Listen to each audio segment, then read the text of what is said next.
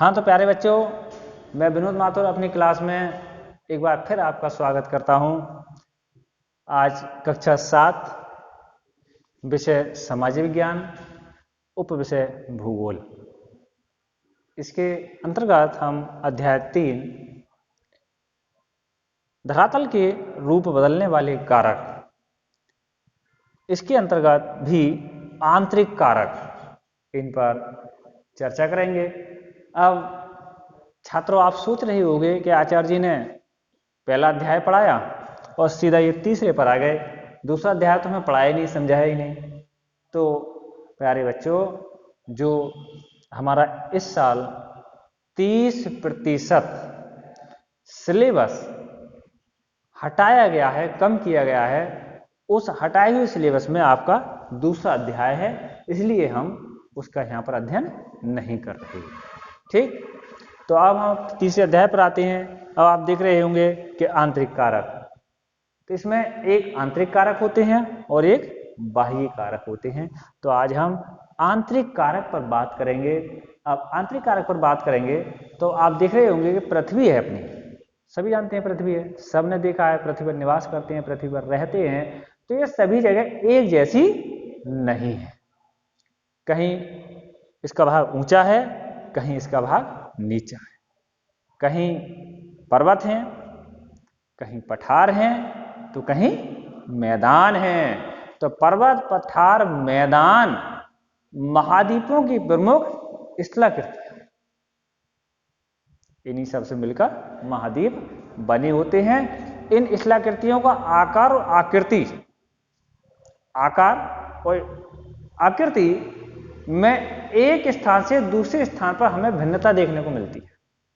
तो मिली रही, हम मैदानी भागों में रह रहे हैं, अगर थोड़े से उत्तर की ओर बढ़े तो पर्वतीय भाग मिलेंगे, दक्षिण की ओर मिले तो हमें पठारी भाग मिलेंगे, और स्वयं हम जहां रह रहे हैं ये आपका है ही मैदानी भाग। तो भिन्नता देखने को मिलती है।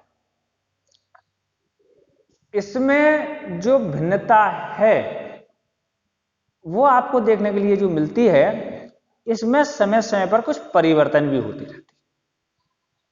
कुछ परिवर्तन बहुत धीमी गति से होते हैं और कुछ परिवर्तन आकस्मिक होते हैं, अर्थात तीव्र गति वाले, अचानक। दोनों प्रकार के परिवर्तन होते हैं। तो तीव्र गति वाले परिवर्तन है वो तो हमें दिखाई देते हैं, और जो बहुत धीमी गति से परिवर्तन होते हैं इनका प्रभाव दिन 2 दिन, महीना 2 महीना, साल 2 साल में नहीं दिखाई देता, बल्कि इनका जो प्रभाव हमें दिखाई देता है वो हजारों वर्ष के बाद दिखाई देता है। अब प्रश्न उठ रहा होगा कि ये जो परिवर्तन है, परिवर्तन होते कैसे हैं, कैसे ये परिवर्तन हो रहे हैं, चाहे वो धीमी गति से हो रहे हैं या तीव्र गति से हो रहे हैं। तो देखिए, आपके सामने एक मानचित्र है। इस मानचित्र को आप सभी जानते हैं कि हमारा विश्व का मानचित्र है, विश्व का मानचित्र है। इस मानचित्र पर आपको दिखाई दे रहा हो कलर भी अलग अलग हैं। तो ये कलर जो अलग अलग हैं, ये सारे कलर इसकी भिन्नता को प्रदर्शित कर रहे हैं। कहीं पर हरा है रंग इसका, कहीं कत्थई है, कहीं बैंगनी है, कहीं नीला है। तो ये सब इसकी भिन्नता को ही प्रदर्शित करने वाले रंग है, जिसकी भिन्नता को प्रदर्शित कर रहे हैं। अब आप थोड़ा गहराई में जाकर के देखें और समझें कि पूरा जो स्थल मंडल है जो आप इस पर देख रहे हैं, ये कई दृढ़ खंडों से मिलकर के बना है।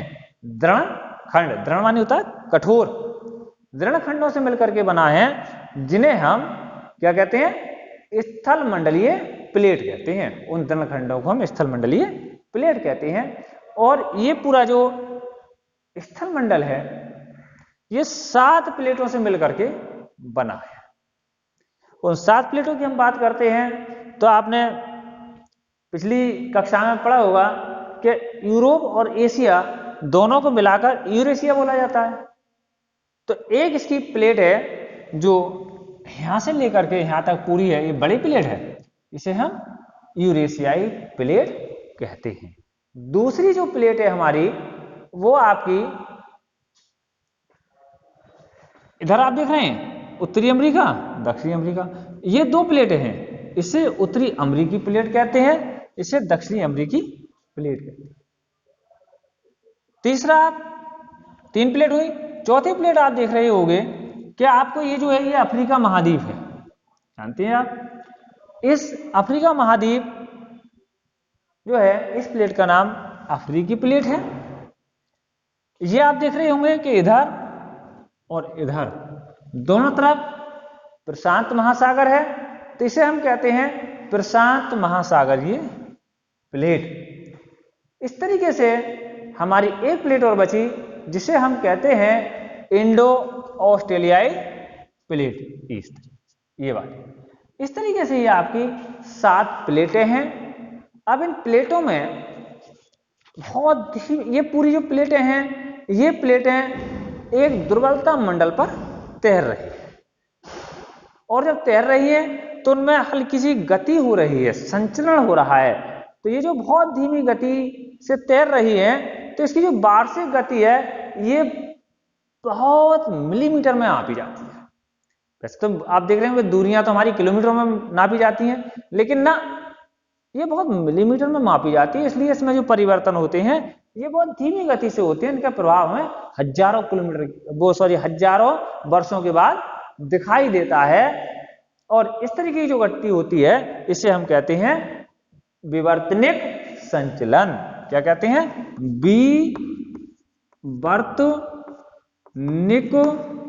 विवर्तनिक संचरण या गति, विवर्तनिक गति जो बहुत धीमी गति से हो रही है इसे हम विवर्तनिक गति कहते हैं। टेक्टोनिक मूवमेंट, इंग्लिश में शब्द है टेक्टोनिक मूवमेंट्स। इस तरीके से गति हो रही है। अब बात हो रही थी कि परिवर्तन, अभी तक तो हम गति पर पहुंचे, अब परिवर्तन की बात करें तो देखिए परिवर्तन कब होता है। अब परिवर्तन जब होगा जब 2 प्लेटें हैं और प्लेटें आपस में गति कर रही हैं, तो कहीं ना कहीं जाकर के इनमें कोई ना कोई क्या होगा, या तो ये दूर हटेंगे एक दूसरे से या एक दूसरे के पास आएंगे। नियम है ये, तो आप सड़क पे भी चल रहे हो तो 2 व्यक्ति चल रहे हैं, 2 गति कर रहे हैं, तो या तो दोनों एक दूसरे के आमने सामने से आ रहे हैं तो एक दूसरे के पास आएंगे, और विपरीत दिशा में जाए तो एक दूसरे से दूर जाएंगे। तो वही स्थिति यहाँ पर भी होगी। ये जब गति कर रही है तो या तो एक दूसरे के पास आएंगी, एक दूसरे से दूर हटेंगी। तो जब ये 2 प्लेटें एक दूसरे से दूर जाती हैं, मान लीजिए ये 2 प्लेटें हैं, ये 2 प्लेटें हैं, ये 2 प्लेटें हैं और ये आपस में जुड़ी हुई 2 प्लेटें हैं, और इन प्लेटों में दोनों में गति हो रही है। तो ये तो इधर को हटना शुरू कर दे, ये इधर को हटना शुरू कर दे, तो क्या होगा, जब ये हटेंगी तो इधर की तरफ को आएगी, ये इधर की तरफ को जाएगी, तो बीच में जगह खाली बनेगी ना। तो जब ये प्लेटें एक दूसरे से दूर जाती हैं तो धरातल के बीच में एक चौड़ी दरार बन जाती है, जो आपको ये दिख रही है। क्या दिख रही है? ये आपको एक दरार दिख रही है। क्या बन गई? ये दरार बन गई, ये दरार बनी। ये प्लेट इधर को हटती हुई चली गई और ये प्लेट इधर को हटती चली गई, तो एक दरार बनी, जिसके कारण जब ये दरार बनती है तो क्या होगा, जब इधर को हट रही इधर को हट रही बीच में दरार बनी, तो इसके कारण एक घाटी का निर्माण होगा जिसे हम भ्रंश घाटी। और जब ये हट रही है तो कहीं तो जाएंगे हट करके, दूसरी खाली थोड़ी, दूसरी प्लेट है, और जब प्लेट उसके ऊपर पहुंचती है तो उसको हम कहते हैं भ्रंश पर्वत, उसको कहते हैं हम भ्रंश पर्वत। तो भ्रंश, इस प्रकार से भ्रंश पर्वत और भ्रंश घाटी का निर्माण होता है। और ये गति जब समुद्रों के नीचे होती है, देखिए समुद्रों की सतह जो है उसके नीचे भी, क्योंकि प्लेटों पर तो सब समुद्री प्लेटों पर ही बसे हुए हैं ना, तो जब ये समुद्रों के नीचे होती है तो उसकी तलौटी में लावा के जमाव से मध्य महासागरीय कटकों का निर्माण हो जाता है। जैसे आपका ये एक अंध महासागरीय कटक है, कटकों का निर्माण होता है। तो क्या हो गया, ये मध्य अटलांटिक कटक। ठीक है, इसी प्रकार जब ये दोनों प्लेटें एक दूसरे के करीब आती हैं, अब इन प्लेटों की दशा चेंज हो गई, दिशा इनकी चेंज हो गई। क्या हुआ, ये भी इधर को आने लगी प्लेट और ये भी इधर को आने लगी। क्या होगा, अब इस तरीके से आएंगी, ये दोनों प्लेटें आई तो फिर अपनी इस स्थिति में आ जाएंगी, आकर के ये एक दूसरे से चिपक जाएंगी। जब ये करीब आती है तो करीब आएंगी तो क्या होगा, टकराएंगी, और टकराएंगी तो एक दूसरे के ऊपर चढ़ेंगी। जब ऊपर चढ़ेंगी तो कुछ भाग ऊंचा होगा, तो जो ऊंचा उठा हुआ भाग होता है वो कहलाता है आपका बलित। और इस प्रकार बलित पर्वत या मोड़दार पर्वत, बलित पर्वत का दूसरा नाम है मोड़दार पर्वत। पर्वतों का निर्माण होता है जैसे आपका हिमालय पर्वत। हिमालय जो पर्वत है आपका, यह आपका बलित पर्वत है, इसे हम मोड़दार पर्वत भी कहते हैं। बलित पर्वत का दूसरा नाम है मोड़दार पर्वत। जब ये प्लेटें की गति समुद्र के नीचे होती है, भाई गति तो समुद्र के नीचे वाली प्लेटें ही पास पास आ सकती हैं, दूर जा रही हैं। जब इनकी गति, जब ये प्लेटों में गति समुद्र की नीचे होती है तो वहां पर महासागरीय गर्त का निर्माण होता है। जैसे आपने पढ़ा होगा कि सबसे गहरा जो गर्त है पृथ्वी पर वो कौन सा है? मैरियाना गर्त। और मैरियाना गर्त कहाँ है? प्रशांत महासागर में। तो इस प्रकार किसका निर्माण होता है? महासागरीय गर्त का निर्माण होता है। अब आंतरिक भूकंप ज्वालामुखी की घटनाएं भी इन्हीं स्थानों पर घटित होती हैं। अब बच्चों बात करते हैं हम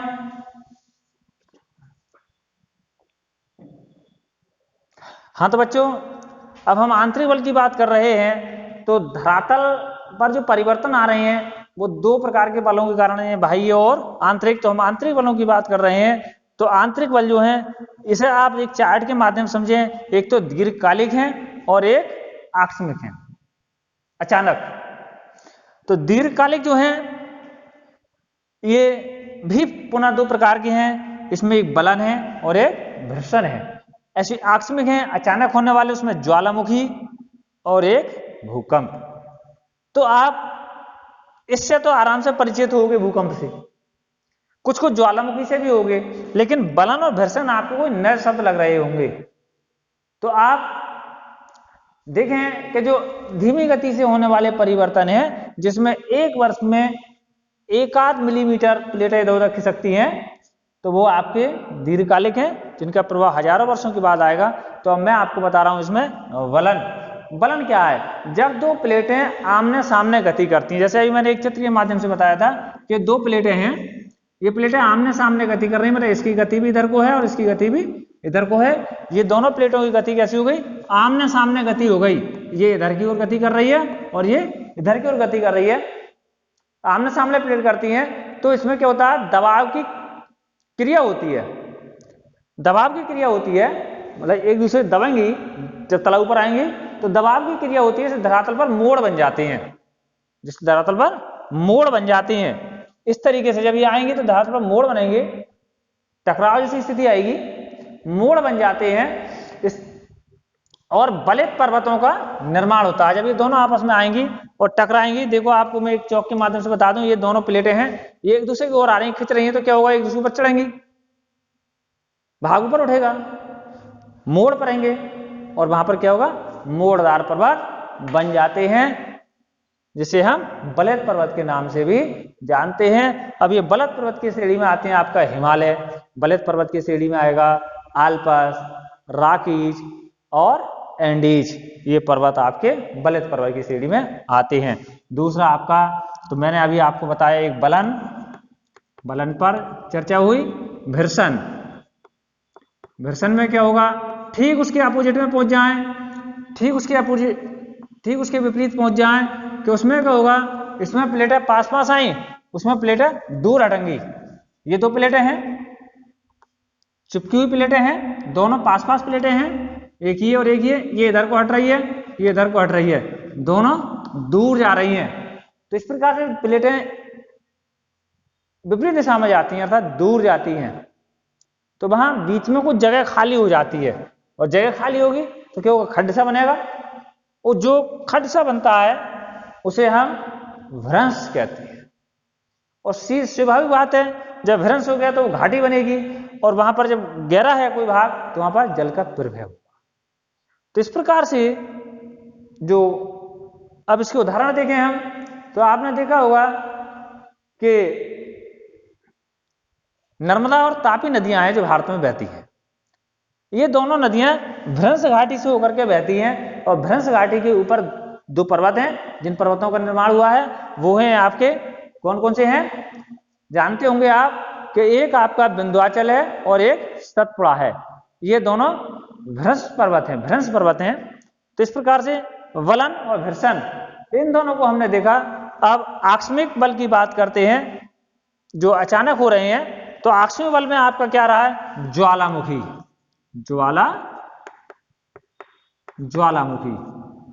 ज्वालामुखी। देखिए जैसे इसका नाम है, अगर इसको अलग अलग रूप में देखें हम तो ज्वाला मानी तो एक तरह से आग होती है और मुखी मानी मुंह। ज्वाला जो है पर्यायवाची है अग्नि का, तो क्या हो गया? आग का मुंह, ज्वालामुखी। तो ज्वालामुखी का अर्थ होता है जिसके मुख से आग निकलती हो, ज्वालामुखी। क्या होता है? अब ज्वालामुखी क्रिया को हम विस्तार से समझाएं तो बहुत बढ़िया है, लेकिन मैं संक्षेप में आपको बता दूं कि पृथ्वी है, ये पृथ्वी बहुत पहले आपके समान देखता हुआ गोला था, धीमे धीमे ये ठंडी हुई। तो पहले इसका ऊपरी भाग ठंडा हुआ।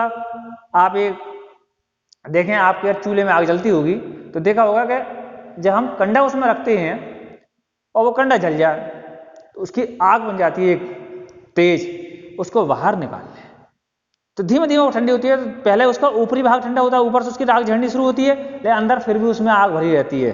अंदर की आग बाद में ठंडी होती है, बाद में आग बनती है। तो वही स्थिति इस पृथ्वी की भी है। ये पृथ्वी अभी अंदर से बहुत गर्म है और इस पर आप देख रहे हैं कितना दबाव बन रहा है। जैसे पर दबाव बनता है तो जो अंदर जब गर्म है तो गर्म है तो उसकी जो अवस्था है वो कुछ कैसी है? लावा रूप में है, अर्थात कुछ ल्यूगर जैसी स्थिति है पृथ्वी के आंतरिक भाग की। दबाव पड़ता है तो जहां पर कमजोर है पृथ्वी का भाग, वहां से जो नीचे का लावा है वो ऊपर निकलता है दबाव के कारण तेजी से, उसे हम ज्वालामुखी कहते हैं। तो जिस भाग से होकर के, जैसे मान लीजिए आपका ये कोई पृथ्वी है, यहाँ पर ये दबाव बना तो यहाँ पर पृथ्वी का कुछ भाग कमजोर सा मालूम पड़ा तो हमेशा कमजोर भाग फटता है। तो इस तरीके से यहाँ से ये लावा ऊपर की ओर चला, यहाँ पर आकर पृथ्वी की सतह से ऊपर निकला, तो यहाँ से जिस मार्ग से होकर वो निकलता है उसे हम कहते हैं, क्या कहते हैं? निकास नली। उस निकास नली से ऊपर को निकल कर आ रहा है। अब आपको एक बहुत सुंदर से उदाहरण से बता दूं, दीपावली पे आपने एक अनार पटाखा देखा होगा। तो अनार के लिए तो समझे आप पृथ्वी, और जब उसमें हम आग लगाते हैं तो उसमें से बहुत फुंसरी जैसी ऊपर को निकलती है आग, और वो ऊपर जाकर के फिर नीचे आकर के जमीन पर ही गिरती हैं। उसकी जो क्या कहेंगे, बारूद की कण या दूसरी जो चीजें हैं वो सब नीचे आकर के गिरती हैं पटाखे के अंदर से। तो बिल्कुल वही स्थिति होती है ज्वालामुखी की, और ऊपर जाकर के प्रकाश भी होता है। तो इस तरीके से ज्वालामुखी क्रिया होती है। अब जिस छिद्र से अब जहां से ये छिद्र जो पुरातन निकास नली हो गई उसको कहते हैं हम क्रेटर। क्या कहते हैं? क्रेटर। और इस तरीके से ये आपका ज्वालामुखी का उद्गार होता है। कुछ समय के बाद जब ये ज्वालामुखी शांत हो जाता है तो वहां पर एक गड्ढा सा बन जाता है, खड्ड टाइप का, जिसे हम कहते हैं, और उस खड्ड में बाद में आकर के पानी जमा हो जाता है तो उसे हम बोलते हैं क्रेटर झील। उसे हम क्रेटर झील के नाम से जानते हैं। तो ये आपका हुआ ज्वालामुखी। अब आपको मैं बताता हूं अगला भूकंप। भूकंप क्या है? भूकंप, देखिए भूकंप जिसे हम देहाती या सरल भाषा में भूचाल कहते हैं, वही भूकंप है। ये बहुत अचानक होता है, अचानक आता है भूकंप, पता भी नहीं पड़ती, मिनटों सेकंडों में कुछ भी हो जाता है। तो भूकंप पृथ्वी का अचानक कंपित होना, कांप जाना भूकंप कहलाता है। इसमें बहुत जान माल की हानि होती है भूकंप। तो भूकंप, अब जो पृथ्वी है, इस पृथ्वी के अंदर किसी स्थान पर ये भूकंप की क्रिया होती है। जरूर नहीं है बीचों बीच में, वो कहीं भी हो सकती है। पृथ्वी की जो सतह है वो परपेटी है, धरातल है, इसके कुछ गहराई में कहीं भी होती है। तो जहां से ये शुरू होती है क्रिया उसको कहते हैं हम फोकस, जहां से शुरू हो रही है। और जहां पर सबसे पहले ये अनुभव की जाती है उसे बोलते हैं अधिकेंद्र। तो इस तरीके से ये भूकंप है, इसकी क्रिया हो रही है। इससे भी परिवर्तन बहुत तेजी के साथ होते हैं। कहीं कहीं तो गड्ढे बन जाते हैं और कहीं कहीं पर पृथ्वी की सतह ऊपर उठ जाती है, जिसके कारण आपका ये धरातल पर परिवर्तन देखने को मिलते हैं। तो इस प्रकार आपने इस अध्याय में पृथ्वी के आंतरिक कारणों के बारे में पढ़ा, जो धरातल के स्वरूप को बिगाड़ते हैं या बनाते हैं। तो इस अध्याय में केवल इन्हीं के बारे में बताया गया है। अब इस अध्याय को मैं समझता हूं आपने बहुत अच्छी तरह से समझा होगा। वीडियो देखेंगे, किताब आप लेंगे, उस किताब को बारीकी से पढ़ेंगे, वीडियो से समझेंगे, तो ये अध्याय बहुत अच्छी तरह से आपकी समझ में आएगा। इस अगली वीडियो के साथ अगली बार हम आपके सामने उपस्थित होंगे। तब तक के लिए धन्यवाद।